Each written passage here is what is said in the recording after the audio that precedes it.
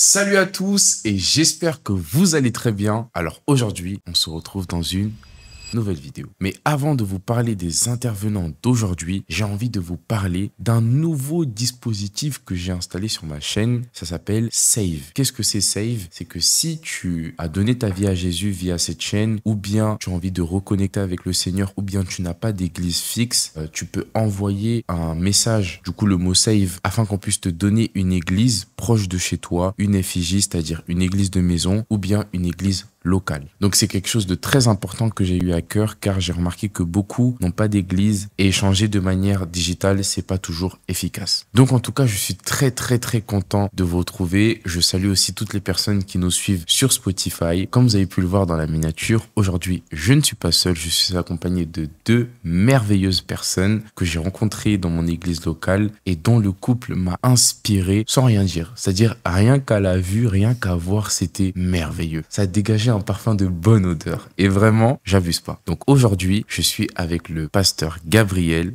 et sa femme Solida. Bonjour Quinton, bonjour à toutes, bonjour à tous. Donc moi c'est Gabriel, je suis assistant pasteur dans les églises d'Impact Centre Chrétien et berger de l'église Cœur de David. L'église Cœur de David, c'est une toute nouvelle église dont le fardeau c'est de télécharger le cœur de Dieu dans le cœur des hommes et des femmes à travers la louange, l'adoration, les enseignements et l'obéissance à la parole de Dieu. Et je suis marié à Solida. Bonjour Clinton, bonjour à tous. Oui, effectivement, nous sommes mariés. Ça fait quoi? Ça fait 16 ans. Et ensemble, nous avons 3 merveilleux garçons. Ah, que des garçons. Oui. Que des garçons.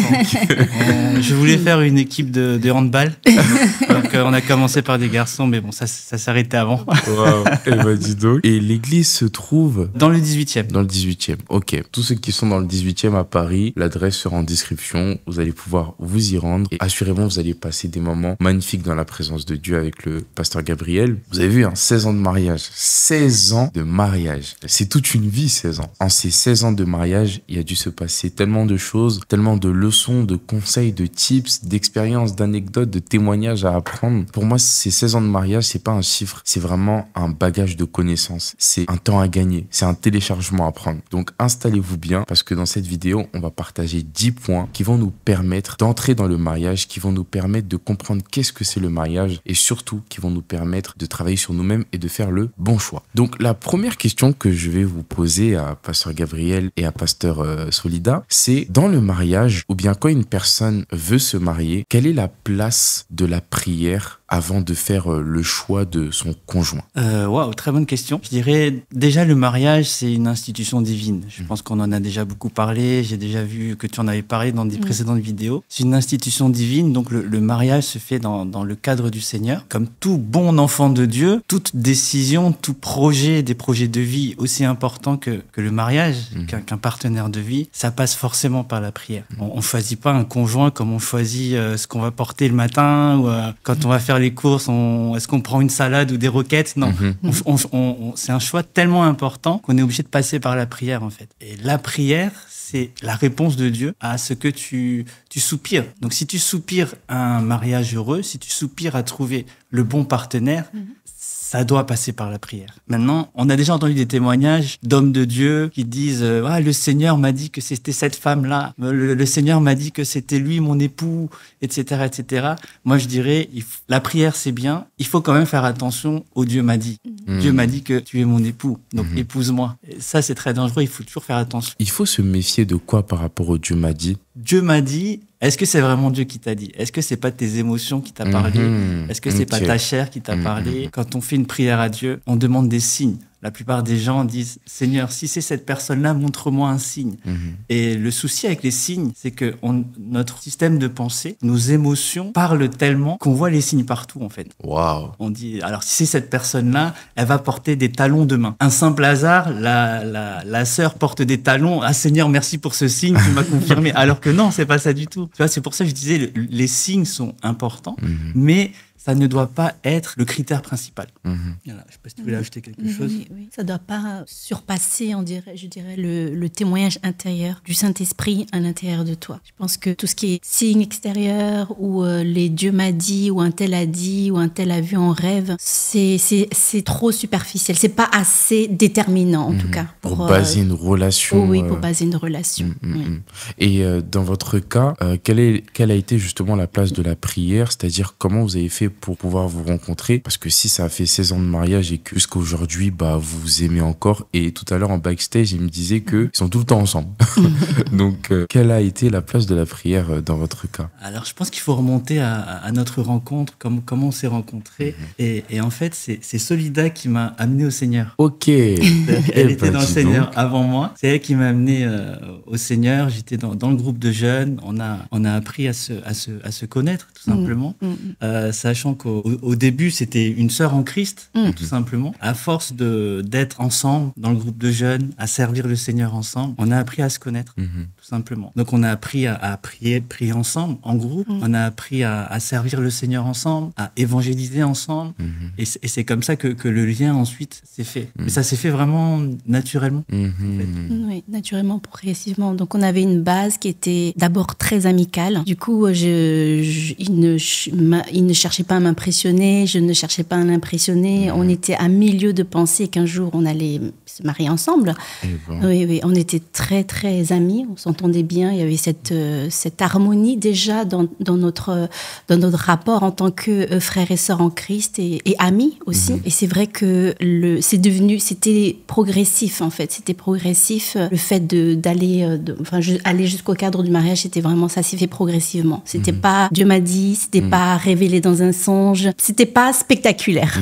C'était pas spectaculaire. Mais c'est vraiment incroyable parce que là, on a d'un côté les gens qui commencent avec Dieu m'a dit et on a vous qui avez vraiment pris le temps de créer une relation profonde dans l'amitié, dans le service, dans même la communion fraternelle, je pense, dans des temps de prière. Et on va vraiment je pense que si je résume un peu ce que vous avez dit, c'est que par exemple, moi, je parle à personne, même un semblant de rien du tout, vraiment personne. Mais je me dis, ok, donc Clinton, le jour où tu penseras la rencontrer, pense plutôt, au lieu de dire Seigneur, donne-moi un signe, est-ce que nanani, en fait, je vais plutôt privilégier la phase d'amitié, en fait, pour pouvoir l'observer, etc. Et je pense que, par exemple, les signes, ça peut être une affirmation de plus de ce que j'aurais souhaité de cette relation amicale. Oui, tout à fait. Je pense qu'il faut être ami avant d'être amant. Ok. Il faut être ami avant d'être amant. Ma meilleure amie, c'est Solida. J'ai pas d'autre meilleure amie. Ma meilleure amie, c'est mon épouse. Donc l'importance d'être ami, de bien se connaître, d'avoir passé du temps dans l'amitié, je pense que ça fait partie des signes qu'on cherche en fait. Ça doit faire partie d'un signe. Oui. Ça donne une solidité à notre fondement. En fait, ça donne une certaine solidité parce que, en fait, le fait d'avoir commencé en tant qu'amis, ce qui est bien, c'est qu'il n'y avait pas de superficialité, il n'y avait pas de chercher à plaire, chercher à séduire. On était tels que nous étions, avec nos défis, avec nos défauts. Il connaît très bien ma famille, je connais bien sa famille, on connaît les challenges les uns des autres. On était vraiment dans notre pensée, dans notre cœur, dans notre relation. J'ai envie de dire, c'était sain. Du coup, il y avait rien qui pouvait venir nous surprendre négativement, en fait. Parce qu'il y avait cette base amicale qui était là. Et on n'avait pas cherché à faire plus que développer notre relation amicale, servir Dieu dans l'intégrité, chercher la volonté de Dieu.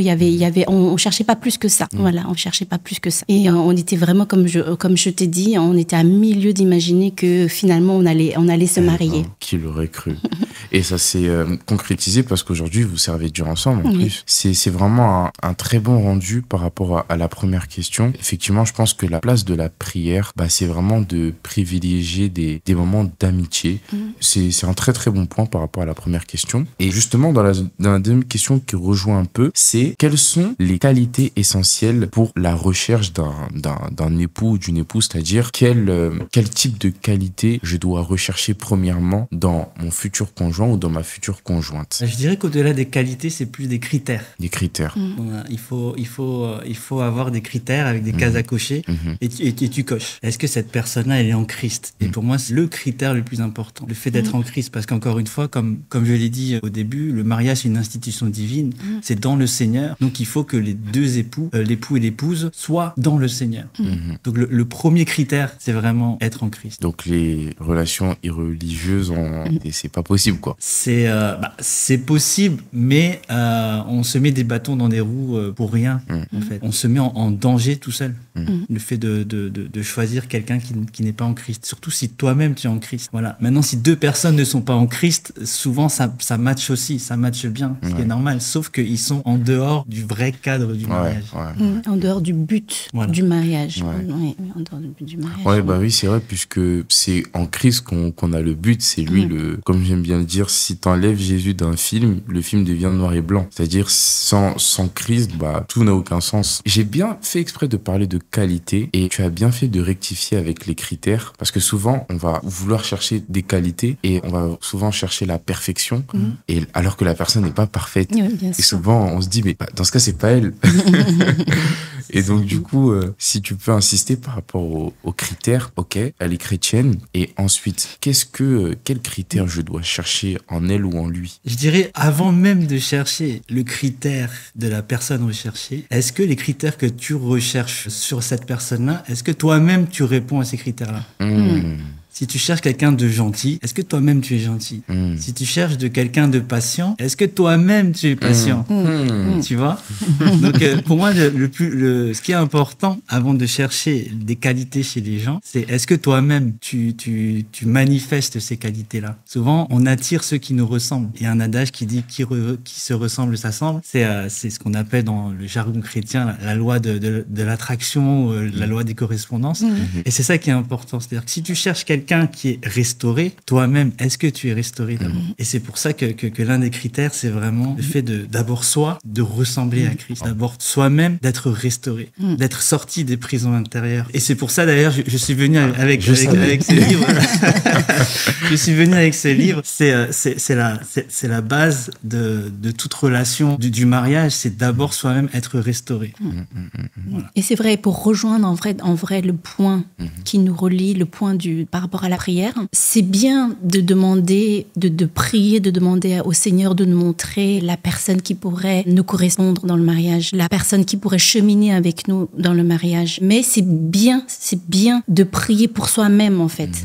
Donc je rejoins, il disait c'est bien de prier pour soi-même, pour qu'on puisse soi-même d'abord être prêt à rentrer dans le mariage, de devenir la bonne ou le bon époux pour la personne. Et toi, Soledad, tu dirais, exemple, quelle forteresse ou quel système de pensée tu avais et qui a créé des complications durant le mariage? Alors les forteresses, quand on vient en Christ, on a tous trimballé avec nous un bagage spirituel. Et ce bagage spirituel-là, il faut avoir conscience et qu'on appelle effectivement les forteresses, les prisons intérieures qu'on a transportées, on a construit souvent depuis notre plus tendre enfance. Et souvent, c'est le rejet, souvent, c'est l'amertume, souvent, c'est la peur. Voilà. Donc le rejet, parce que peut-être qu'on a grandi, en tout cas pour ma part, j'ai grandi dans un environnement pas très sain. Je n'ai pas connu de père déjà, de père biologique. Donc il y avait ce manque-là, ce vide-là qui était déjà à l'intérieur de moi dès ma plus tendre enfance, qui m'a fait vraiment beaucoup de mal.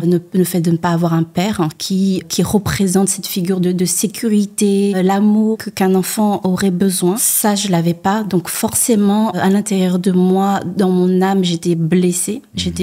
Et puis, j'ai grandi dans un environnement où il n'y avait pas de paroles valorisantes, j'avais pas d'encouragement. Donc ça a bien cogné mon âme très, très tôt. Donc, arrivé en Christ, la forteresse du rejet s'est construite déjà depuis des années. Comment ça s'est manifesté? Ça s'est manifesté par le manque d'estime de soi, par des complexes d'infériorité, par la peur sous toutes ses formes, la peur de prendre la parole, la peur de prendre une décision, la peur de rêver, de voir grand, d'avoir une vision, d'avoir des ambitions. Et je dirais que ça, c'est un grand danger de garder en fait le rejet. Parce que quand on rentre dans le cadre du mariage, le danger, c'est que on va essayer de trouver chez le conjoint un vide qui a été laissé à l'intérieur de nous, mais de s'attendre à ce que le conjoint comble notre vide. C'est pas son rôle, peut-être? Non, ce n'est pas son rôle. Parce que le vrai vide qui est à l'intérieur de nous, c'est comme cette femme samaritaine qui a eu 5 maris et dont le 6e n'est pas le sien. Elle a eu une soif, en fait. Cette soif-là ne pouvait être comblé que par l'eau vive qui est la relation qu'on a avec le Seigneur Jésus. Donc à aucun moment en vrai le partenaire, le conjoint peut véritablement combler le vide. Donc le danger de rentrer dans le mariage avec par exemple le rejet, d'autres types de prisons intérieures, c'est d'essayer de trouver chez le conjoint ce que on n'a pas reçu. Et là ça peut créer en fait des déceptions, des frustrations, ça peut rajouter encore des frustrations qu'on avait déjà bien accumulées avant même de rentrer dans le mariage. Donc c'est pour ça que le mariage c'est pas fait pour tout le monde. C'est pas fait pour tout le monde. Il faut quand même laisser le Seigneur travailler bien à l'intérieur de nous, démolir les prisons intérieures, avoir une relation avec le Seigneur, que cette relation avec le Seigneur qui nous comble en fait, développer ton intimité avec le Seigneur, sortir en fait de tout ce qui, de l'égoïsme en fait finalement aussi, parce que quand on a beaucoup de prisons intérieures, on a tendance à vouloir le combler, en cherchant auprès d'autres personnes en fait, Du coup, c'est comme une attitude un peu égoïste quelque part. Totalement. Consciemment ou inconsciemment, c'est quand même un peu égoïste. Et on va finir par être frustré parce que c'est jamais assez, ça sera jamais assez. Voilà. Donc, c'est mieux de rentrer dans le mariage en étant dégagé de l'égoïsme, en étant dégagé de je veux rentrer dans le mariage pour moi, pour combler un vide, pour avoir des paroles valorisantes que je n'ai jamais reçues, pour avoir des encouragements que je n'ai pas eus, pour rattraper en fait le passé. Non, le mariage, c'est pas ça en fait. C'est pas ça. C'est pas le mariage qui va nous combler. C'est pas le mariage qui va remplir le vide. C'est pas le mariage qui va faire en sorte que tu seras épanoui si toi-même, avant le mariage, tu n'es pas encore épanoui en Christ. Pendant que Solida était en train de parler, le Saint-Esprit m'a mis à cœur ce verset où c'est Jésus qui parle à ses disciples et il dit « Ne croyez-vous pas que je suis en mon Père et que mon Père est en moi? Croyez-le au moins à cause des œuvres. » Et vous savez, il y a un truc que j'ai vraiment appris concernant le fait de télécharger des grâces ou comprendre certaines choses qu'on n'a pas forcément acquises, c'est que quand un couple qui a fait 16 ans de mariage nous dit que c'est très important de traiter tout ce qui est rejet, abandon, blessure intérieure, blessure de l'âme avant d'entrer dans le mariage, croyez à cause des œuvres. Vraiment, croyez à cause des œuvres. Parce que pour faire 7 ans de mariage et faire un bilan comme ça, c'est que c'est un point qui est primordial. Et sincèrement, quand je vois, parce que voilà, j'ai des bros, j'ai des sistas, et quand j'entends un peu ce qui se passe dans certaines relations, la plupart des choses qui ont fait défaut, c'est les blessures de l'âme. Et comme tu l'as si bien dit, après on s'attend, en fait on a des fausses attentes. Parce qu'au final, comme tu l'as dit, la femme samaritaine n'a pu trouver que son plaisir en la source d'eau vive, en Jésus, etc. Et c'est même raviver aussi des blessures intérieures en l'autre parce qu'il se sent incapable de pouvoir... c'est dramatique. Et justement, ce livre vient vraiment nous aider à sortir du rejet parce que c'est possible de sortir du rejet. Amen. Je pense que si tu en parles maintenant, c'est que tu en es sorti. Oui, parce que le rejet est très dangereux. Avec d'autres forteresses, bien sûr. Tout ce qui est prison intérieure, tout ce qui est système de pensée qui vont imposer en fait une dictature à nos émotions, à notre âme, qui nous emprisonne totalement, qui nous contrôle, c'est dangereux parce que en vrai, ça nous empêche de pleinement pratiquer la parole de Dieu, d'obéir à la parole de Dieu et de porter du fruit. Voilà, de porter du fruit. Et en fait, c'est comme si on était en train de vivre une vie qui n'est pas celle que Dieu a prévue pour nous. En fait, à cause de ce système de pensée-là, qui sont imposés à notre âme, en fait. Et vraiment, ça impose une dictature au niveau de nos émotions, au niveau de nos sentiments. Et en fait, on n'est pas nous-mêmes. On n'est pas tellement nous-mêmes, parce que ce sont ces émotions-là, ce sont ces sentiments-là, ce système de pensée-là, qui dictent, en fait, nos attitudes, qui vont dicter, en fait, qui vont conditionner notre comportement. Voilà. Et en général, c'est des attitudes, des comportements qui vont à l'encontre de la pleine volonté de Dieu. Et ça peut même biaiser la perception du choix du conjoint. Parce qu'on va trouver une personne comme un pansement, en fait. Oui, c'est ça, tout à fait. Du coup, ça biaise tout. Ça biaise tout parce que vous allez voir, interpréter, regarder, voir les personnes, interpréter des situations, des événements, des circonstances qui nous arrivent sous le prisme du rejet, sous le prisme de la peur, sous le prisme de l'amertume, sous le prisme de l'échec. Voilà. Donc vous allez voir sous un prisme particulier, mais c'est pas la vérité. Voilà. Donc c'est forcément tout est biaisé, tout est biaisé. Donc l'importance vraiment d'être restauré, un minimum de restauration. On n'est pas parfait, tout le monde est encore en construction, mais il y a un minimum, c'est-à-dire un minimum. Les grosses forteresses, vraiment les forteresses qui nous dominent, comme le rejet, comme l'amertume, comme l'échec, comme la peur, ce sont des forteresses à démolir avant de rentrer dans le mariage. Oui, parce qu'une fois aussi, quand vous rentrez dans le mariage, vous épousez aussi le bagage spirituel de la personne. Donc si vous trimballez votre bagage spirituel qui est lourd, qui est chargé négativement, plus le bagage spirituel du conjoint qui est lourd, qui est chargé spirituellement, ça fait pas un bon mélange. C'est explosif. C'est ça. Et non, en tout cas, c'était vraiment fort. Et la troisième question aussi peut nous aiguiller, puisque justement, c'est la patience et le timing de Dieu. C'est-à-dire, quelle est la place de la patience dans tout ça? Parce que moi, par exemple, des forteresses, parce que j'ai quand même eu à fréquenter des sœurs, bien que je pense pas que c'était le temps de Dieu. Et justement, moi, ce qui m'avait fait défaut, c'était le manque de patience. C'est-à-dire le fait de ne pas vouloir traiter mes blessures intérieures et de vouloir chercher une sœur, etc. Et ça m'a créé vraiment beaucoup de problèmes, puisque j'ai vraiment perdu du temps, perdu aussi beaucoup d'énergie émotionnelle. Quels tips ou quels conseils vous pouvez nous donner par rapport au fait de patienter avant de s'engager pleinement dans une relation? C'est une question très intéressante. C'est vrai qu'on est dans une génération qu'on appelle un peu génération micro-ondes. On veut tout de suite. En plus, avec Internet, le téléphone, fast-food. On veut quelque chose. C'est vraiment fast-food. On a l'information tout de suite. Et maintenant, avec l'intelligence artificielle, on peut tout avoir très vite. On a la connaissance. On est Dieu. On a la connaissance. On sait tout. Mais en fait, la patience est importante. Dieu lui-même est patient.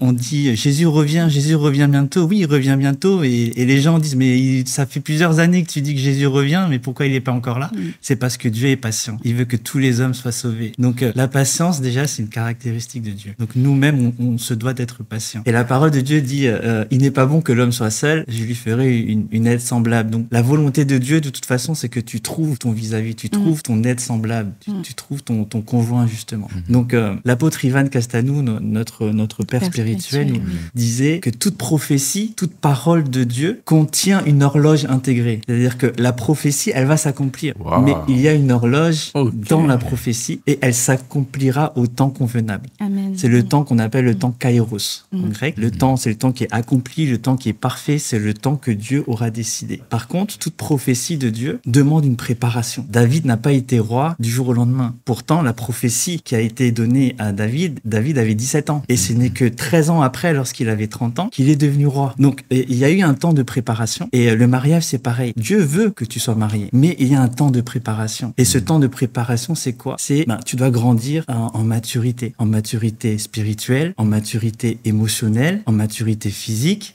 parce qu'on ne marie pas des enfants, par exemple. On ne marie pas des personnes qui ne sont pas en Christ, donc la maturité spirituelle. Et aussi, on ne marie pas des personnes, justement, qui sont blessées dans l'âme.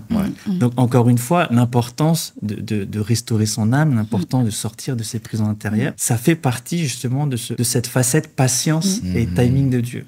Il faut passer par cette phase de préparation, où Dieu te prépare, où Dieu t'équipe, où Dieu t'aiguise, où Dieu enlève des choses qui ne sont pas bonnes pour le mariage. Et ça, c'est vrai pour tout projet divin, que ce soit pour le ministère, que ce soit pour le travail, pour la famille, les enfants, etc. Tout projet divin, il y a toujours cette phase de préparation où Dieu est en train de tester ton cœur, de réparer certaines choses, de changer un système de pensée. Donc, c'est important, le timing de Dieu. Il ne faut pas être Seigneur, moi, je veux tout de suite. Ça, c'est des enfants qui sont pourri gâtés, entre guillemets. Papa, je veux ça, je veux ça, je veux ça. Notre Père, il est bon, il est juste. Et il sait que toi-même, si tu as des enfants, le jour où tu auras des enfants, si ton fils de 6 ans te demande un scooter, jamais de la vie, tu vas lui donner un scooter. C'est une évidence. Et les projets divins, le mariage, c'est pareil. C'est-à-dire que tant que tu n'es pas assez mature, parce qu'on marie des personnes matures, on marie des adultes, on ne marie pas des enfants, tant que tu n'es pas assez mature, tant que tu n'es pas assez restauré, il vaut mieux patienter, te concentrer justement sur ta restauration intérieure, te concentrer sur ta restauration de l'âme avant de s'engager. Parce que, encore une fois, si tu ne respectes pas le temps de Dieu, bah, tu vas être confronté à des obstacles, à des difficultés, à des challenges qui vont arriver, mais tu n'auras pas la maturité pour faire face à tout ça. Faire face à tout ça.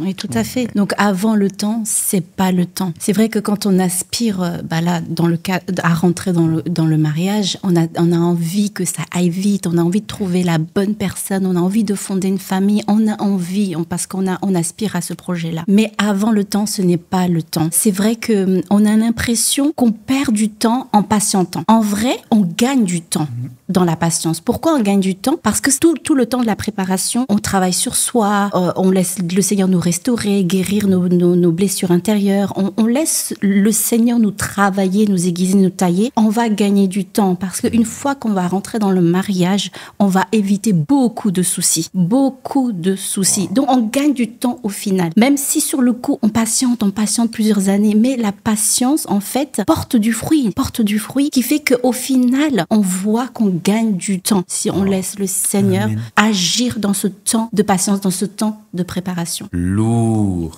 Aïe. J'en ai plein la tête. Donc, ça veut dire que les gens qui se précipitent, on va dire, gagnent du temps à l'instant T, mais vont perdre beaucoup de temps plus tard. Oui. Et les gens qui patientent rachètent le temps qu'ils ont soi-disant perdu, en fait. Oui. Mais c'est incroyable. Mais donc, ça veut dire, en fait, la patience, mais c'est la clé. Parce que ça permet d'aller lentement, mais sûrement. D'aller lentement, mais bien commencer et bien finir. Alors, il ne faut pas confondre patience et procrastination. Ah ça Dans l'équilibre. Là, c'est ça. La patience, en fait, c'est une phase qui est active. La patience, c'est pas une phase qui est passive. Et d'où ce que tu disais, en fait, c'est la patience, c'est en attendant s'aiguiser à ressembler à Christ. C'est ça. Ok. Et c'est là où se passe l'activité, en fait. C'est ça. La patience. Oui. Waouh. Et du coup, dans votre relation, vous avez eu ce temps où vous vous aiguisez à être plus ancré dans votre foi? Donc, ça fait 5 ans qu'on est à Impact Centre Chrétien. Je suis en Christ depuis 2007. C'est la grâce de Dieu qui nous a tenus jusqu'à aujourd'hui. Parce qu'on n'avait pas toutes ces révélations. On connaissait pas toutes ces vérités. Mais la grâce de Dieu est passée par là. Dieu a béni notre couple. Dieu a béni notre mariage. Ce n'est que lorsqu'on a découvert les vérités sur les prisons intérieures, sur la restauration de l'âme, qu'on a pris conscience que la main de Dieu était là. Donc, tout ce qu'on a fait déjà, c'était rendre grâce. Seigneur, merci de nous avoir tenus jusqu'à aujourd'hui. Maintenant, on comprend des choses. C'est-à-dire qu'on a gagné du temps. On a gagné du temps par les enseignements de l'apôtre Ivan, par les livres qu'il a écrits. C'est pour ça que je suis venu avec trois merveilleux livres. On pourra en reparler rapidement tout à l'heure. Donc, depuis qu'on a suivi les enseignements de la maison ICC, depuis qu'on a commencé à lire les livres, c'est là qu'on a vraiment gagné du temps. C'est la vérité qui libère.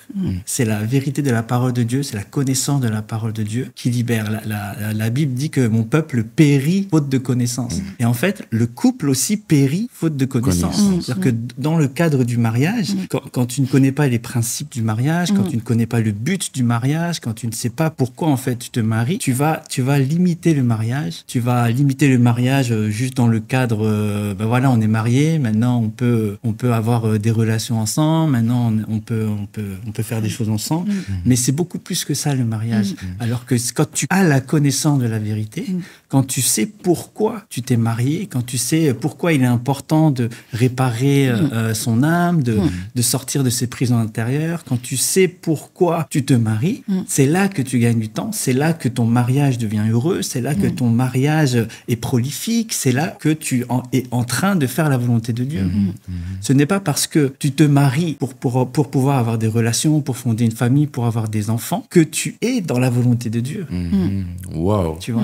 Et c'est ça qui est important. Donc, la connaissance, avoir la connaissance de la parole de Dieu, avoir la connaissance des vérités, des révélations de la parole de Dieu concernant le mariage, c'est important et ça te fait gagner du temps. Amen. Oui. C'est vrai que la prière, elle est importante. Elle est très importante. Mais je crois que la prière ne remplace pas l'ignorance, en fait.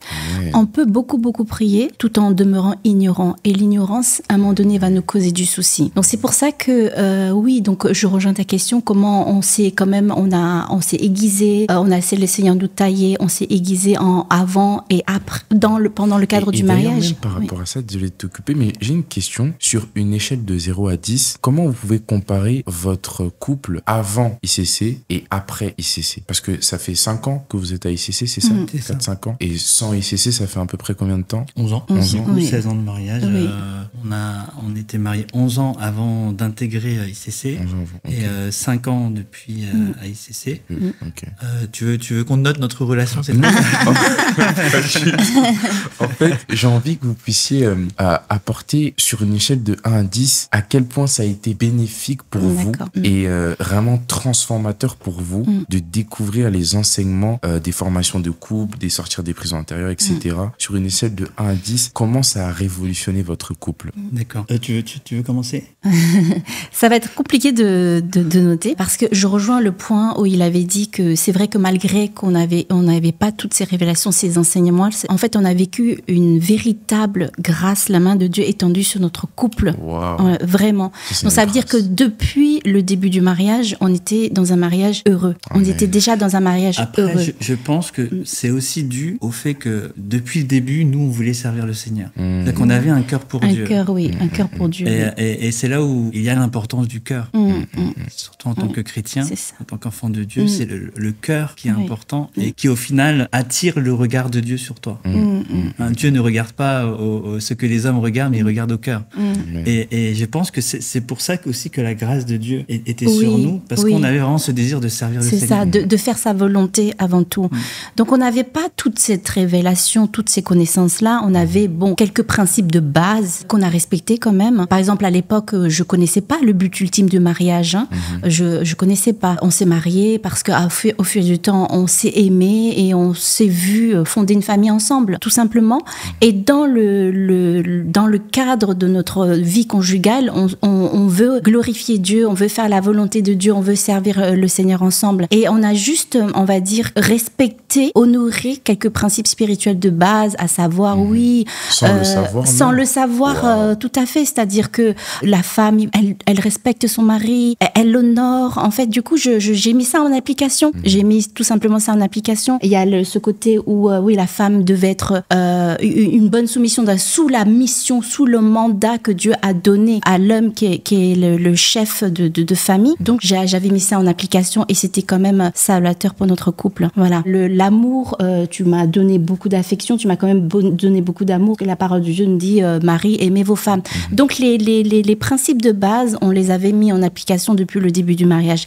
Et ça a donné, en fait, depuis le début, un mariage plutôt épanoui, très épanoui dès le début. Mais avec les enseignements qu'on a maintenant, avec les révélations qu'on a reçues maintenant, on a changé un peu, on a ajusté, si tu veux, notre mindset, à savoir, mais en fait, le but ultime du mariage, ce n'est pas d'avoir des relations, ce n'est pas juste à fonder une famille, pas du tout. Le but ultime du mariage, c'est comme tu l'avais dit dans ton dernier, l'un de tes podcasts avec Enim, c'est ça. Le but ultime du mariage, c'est répondre à un mandat, générer, reproduire la race de Christ sur la terre. Voilà. Amen. Mais ça, avant, je le savais pas. Maintenant qu'on le sait, on ajuste notre mentalité. Tout simplement, on se laisse renouveler, transformer par le renouvellement de l'intelligence. Voilà. Donc, au fur et à mesure qu'on reçoit des révélations, on met en application. Et ça, je pense, c'est un mindset qu'on doit tous avoir. Être enseignable à tout moment de notre vie. Donc, on aurait pu se dire, notre couple, il est heureux. On n'a rien à apprendre encore sur le couple. En fait, si, on a encore des choses à apprendre. Je sais qu'il y a des choses qu'on n'a pas encore captées, mais que Dieu va télécharger, je le crois. Et c'est aussi ton partage au nom de Jésus. Et voilà, le fait d'avoir un cœur enseignable, toujours apprendre, te permet justement de recevoir d'autres révélations de Dieu.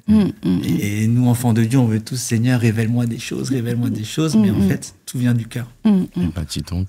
Mais là, je pense, parce que moi, quand j'étais dans le monde, voilà, j'avais une copine et je suis en train de m'imaginer, si je regardais cette vidéo, franchement, je suis à côté de la plaque. Mon but, c'était pas absolument de servir Dieu, etc. Et je dis ça vraiment pour tous les couples qui regardent cette vidéo et qui sont connectés au son de nos voix. Vraiment, de la même manière dont ils se sont réajustés, c'est vraiment l'occasion pour vous, les couples, de vous réajuster. Si la vision n'est pas celle qui a été apportée aujourd'hui, vraiment, il faut se réajuster parce qu'on voit que c'est avec cette manière de faire, cette obéissance que Dieu a mis sa grâce, Dieu a préservé le mariage, etc. Donc c'est vraiment une occasion pour nous de nous réajuster par rapport à notre système de pensée et par rapport à nos motivations surtout. C'est ça. Donc c'était vraiment intéressant. Une autre question aussi que j'ai à vous poser, c'est quelle est l'importance d'être transparent avant de s'engager dans le mariage, dans le processus de passion justement où on apprend à se connaître, où on se challenge, etc. Moi, je sais que dans le monde, j'étais un gros menteur. C'est-à-dire, je cachais tout ce que je devais cacher, je montrais tout ce que je voulais montrer. Mais au final, le mensonge, c'est pas stable. C'est-à-dire, tu finis toujours par t'emmêler les pinceaux. Et voilà. Et quelle est l'importance d'être... je sais pas, par exemple, si vous faites vous suivez des couples, etc. Et est-ce que c'est une clé ou un conseil que vous donnez souvent? La transparence, c'est important. Ça fait partie justement de nos valeurs. La transparence, les valeurs Christ, consécration, unité, respect, intégrité, service, transparence. C'est important. Et souvent, quand on cherche un conjoint au début, en vérité, on est un peu en campagne présidentielle. On veut être le président de la première dame. On est un peu en campagne. Et bon, on l'a vu, les politiciens, certains sont intègres, d'autres sont en campagne, justement. Ils promettent des choses. Et souvent, voilà, le peuple est déçu, démission. Pourquoi? C'est parce qu'il a manqué de transparence. Il a manqué de transparence, c'était juste, on était en campagne, on a montré notre bonne facette. Et derrière, je sais très bien que je suis colérique, mais nerveux, mais devant, je suis attentionné, calme, je pardonne, tout ça. Mais il faut savoir qu'il y a des signes qui ne trompent pas. Tu pourras pas cacher. C'est quoi l'expression? Tu peux tromper 1000 personnes une fois, mais tu peux pas tromper une personne 1000 fois. Waouh. C'est-à-dire que tu peux cacher des choses à une personne une fois, mais tu pourras pas le faire 1000 fois. À un moment, ça va se voir. La transparence, l'honnêteté avant le mariage, c'est très important. Pourquoi? Parce que c'est une étape, avant le mariage, c'est une étape où on fait le choix, justement. Donc, il y a des choses qui doivent être révélées avant de s'engager dans le mariage, parce que le mariage, c'est pour toute la vie. Voilà. Donc, vaut mieux être soi-même, être honnête, et qu'on puisse faire le choix en toute transparence, plutôt que de cacher quelque chose, de vouloir transparaître, de vouloir montrer une image qu'on n'est pas, et puis de le découvrir dans le mariage, parce qu'il n'y a rien de caché qui ne sera à un moment donné dévoilé ou révélé. Donc vaut mieux être transparent, même transparent avec nos défauts, nos défis, nos défaillances. Vaut mieux le montrer maintenant, qu'on puisse faire un choix avant de s'engager dans le mariage. Mais j'entends quelqu'un qui dit mais il va fuir. Oui, mais vaut mieux qu'il fuit. Il vaut mieux qu'il fuit. Qu'il fuit, que vous vous engagez dans le mariage et qu'il va essayer de vouloir fuir une fois marié. Oh, wow. Ouais. C'est vrai. Voilà. C'est ça. Fuis maintenant. Vaut mieux fuir maintenant. Fuis maintenant. Voilà. Si tu vois finalement, en étant transparent, honnête, depuis le début, tu vois que finalement, il n'y a pas d'harmonie, ni pour le physique, ni au niveau de l'âme, ni au niveau de l'esprit, qu'il n'y a pas d'harmonie, s'il n'y a pas de correspondance, vous ne voyez pas en la personne votre vis-à-vis, vaut mieux s'arrêter maintenant que d'avoir un mariage, on va dire, dans l'échec après. Voilà, vous allez souffrir en fait. Vous allez vraiment souffrir. Donc la transparence, l'honnêteté évite beaucoup de souffrances inutiles, évite beaucoup de mauvaises surprises. Et justement, dans la patience, c'est vraiment quelque chose qui est très important d'être transparent par rapport à tout ce qu'on a vécu. Comme le pasteur Gabriel a dit, vraiment l'objectif, c'est pas de faire une campagne, je peux tout faire, je saurais mettre toutes les lois en place, etc. Mais c'est vraiment de présenter sa personne telle que je suis. Et assurément, si c'est vraiment la personne que Dieu m'a prédestinée, cette personne m'acceptera telle que je suis, quoi, tout simplement. Tout simplement. Donc, ok, la transparence, c'était un très bon point que je voulais aborder. Waouh. En tout cas, c'était vraiment très, très, très, très riche. Il y a eu beaucoup de clés, beaucoup de choses qui ont été dites. Franchement, moi, j'ai été édifié par rapport au fait d'être transparent, par rapport au fait de prier, de prier, mais surtout, on a mis beaucoup l'accent sur la prière, mais mettre beaucoup l'accent aussi sur l'amitié, l'observation. On a aussi parlé de la patience, vraiment le fait d'être patient. On a aussi parlé des prisons intérieures, le fait d'être restauré, etc. Donc c'était très très riche tout ça. Et d'ailleurs, on peut même présenter les 2 autres livres aussi qui peuvent être bénéfiques. En tout cas, pour ce que je conseille à chaque fois pour les jeunes qui veulent se marier, le premier livre à lire, c'est vraiment celui-ci. Sortir des prisons intérieures, renverser les forteresses. Ce livre-là, c'est la base de toute relation, même de la vie chrétienne, de la vie de tous les jours. C'est vraiment ce livre. Et après ce livre, une fois que vous avez terminé ce livre, prenez ce livre-là, Les 4 secrets d'un mariage réussi. Les 4 secrets d'un mariage réussi pour connaître le but du mariage, le cadre du mariage, pourquoi le mariage, pourquoi Dieu a institué le mariage. Très important de connaître. Et enfin, le 3e livre, c'est choisir le bon conjoint. Voilà. Celui-ci à la fin. Souvent, les jeunes veulent prendre celui-ci avant le reste, mais je vous assure, ça sert à rien. Prenez d'abord le livre sur les prisons, le livre sur le mariage, et seulement à la fin, choisir le bon conjoint. Vraiment, si Dieu fait grâce, je ferai un podcast sur ces livres-là. Je vais essayer de les lire. Et en tout cas, vraiment, merci beaucoup pour toutes ces clés. Et on aimerait vraiment finir avec un temps de prière parce que, comme je le fais d'habitude, je crois vraiment qu'on est tous des Bibles ouvertes, tous des chapitres ouverts. Et on peut relâcher quelque chose dans la prière. Donc, j'aimerais bien que vous puissiez prier pour toutes les personnes qui sont en couple, qui traversent des moments difficiles, des personnes qui veulent cheminer, des personnes qui aspirent au mariage. J'aimerais vraiment que vous puissiez recommander leur sœur entre les mains de Dieu. Seigneur, merci pour ce moment, merci pour toutes les vérités qui ont été dites. Nous croyons que tu es à l'initiative des relations, à l'initiative du couple, à l'initiative du mariage. Et j'aimerais élever ma voix aujourd'hui pour te recommander chaque couple, chaque personne qui aspire au mariage, chaque jeune qui désire se marier, chaque personne qui ont attendu peut-être depuis plusieurs mois, plusieurs années, de trouver le bon conjoint, de trouver son partenaire de vie. Je te prie, Seigneur, que tu télécharges en chacun d'eux ton cœur. Amen. Parce que le plus important, c'est d'avoir ton cœur. Le plus important, c'est de faire ta volonté. Le plus important, c'est de manifester Christ à travers nos vies. Et c'est pourquoi je prie, Seigneur, pour tous les couples qui passent peut-être par des moments difficiles dans le couple, des incompréhensions, des manifestations justement des forteresses. Je prie, Seigneur, que tu télécharges en eux ta parole, que tu télécharges en eux ta paix, que tu télécharges en eux ta consolation, que l'esprit de consolation, le Saint-Esprit, descende dans les cœurs de chacun au nom de Jésus. Amen. Seigneur, que tu donnes un esprit de sagesse, un esprit de patience, un esprit de paix, que nous soyons dans la paix, dans la recherche de notre conjoint, et que tu pourvoies, Seigneur, à tout ce que les cœurs ont besoin, Seigneur. Que les vides soient comblés par Dieu et non par un conjoint ou un partenaire, Seigneur. Vraiment que ton esprit descende sur tous les auditeurs, sur toutes les personnes qui sont connectées au son de ma voix maintenant. Je prie, Seigneur, que ta faveur et ta grâce descendent sur tous les couples, sur tous les jeunes, sur toutes les personnes. C'est dans le nom de Jésus que j'ai prié. Amen. Amen. Amen. Amen. Amen. Et pour toutes les personnes, déjà vraiment merci pour cette prière et je pense vraiment qu'elle a fait du bien à toutes les personnes qui ont saisi ces paroles. Et j'aimerais aussi inviter Solida à prier pour les personnes qui voudraient accepter Jésus comme Seigneur et Sauveur. Si tu as vraiment été touché par ce témoignage, par ces anecdotes, par ces tips, et qu'à travers ces vidéos, tu te demandes comment on a trouvé cet amour-là, parce que le premier amour, c'est notre Seigneur. Et donc, si toi aussi, tu as envie d'accepter Jésus comme Seigneur et Sauveur, on va laisser Pasteur Solida diriger dans une prière aussi. Excellent Père de grâce. Seigneur, vraiment, nous te remercions parce que nous reconnaissons, Seigneur, que à travers ce qui a été échangé, partagé, que tu es la source de toutes choses, que tu es la source de la vie et que nous sommes ta ressource, Seigneur.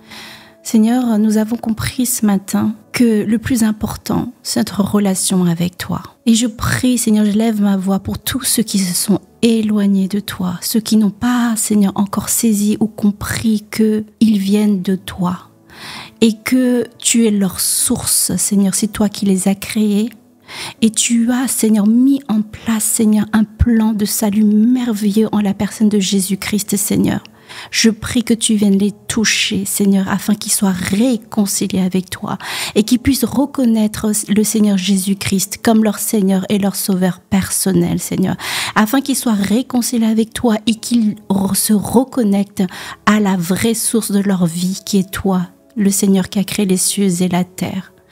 Merci Seigneur pour ce que tu vas faire dans leur vie. Merci parce que je crois Seigneur qu'en cet instant même, tu es en train de toucher les cœurs parce que ce n'est pas avec notre propre force ni notre propre intelligence Seigneur, mais c'est par ton esprit, c'est toi qui convainc les cœurs, qui touche les cœurs de péché, de justice et de jugement. Et c'est toi qui touches les cœurs. Et c'est pourquoi, Saint-Esprit, je prie, cet instant même où nous élevons la voix ensemble, que tu touches leur cœur et que tu te révèles à eux, Seigneur, afin qu'ils soient non seulement réconciliés avec toi, mais qu'ils puissent enfin, Seigneur, rentrer, Seigneur, dans le chemin de leur destinée, qu'ils puissent enfin, Seigneur, faire être ce pourquoi tu les as créés et sauvés pour, Seigneur. Je prie dans le précieux et dans le glorieux, le puissant nom de Jésus-Christ, notre Seigneur, notre Sauveur. Amen. Amen. Amen. Amen. Gloire à Dieu. En tout cas, merci beaucoup pour cette prière qui nous a fait du bien.